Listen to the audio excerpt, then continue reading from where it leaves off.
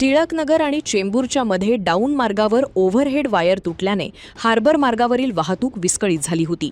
मात्र आता ही वाहतूक सुरळीत झालीय. 10:10 ही ओव्हरहेड वायर तुटली होती, जी 11 वाजताच्या दरम्यान दुरुस्त करण्यात आली. यामुळे ऐन गर्दीच्या वेळेला प्रवाशांचा खोळंबा झाला. प्रवाशांनी रेल्वे रुळावर चालत पुढील स्थानक गाठले.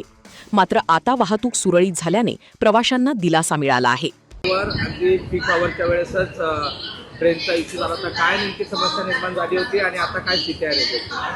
टिळकनगर आणि चेंबूरच्या दरम्यान अप लाईनवर एका 16H या ठिकाणी ओव्हरहेड वायर तुटली होती.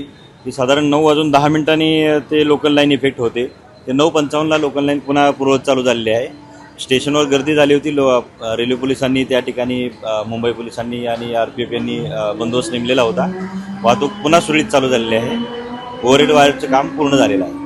आता वाहतूक एकदम सुरळीत आहे का? काही उशीर आहेत लोक? नाही, आता सुरळीत आहे. वेळेत गाड्या चालत आहे.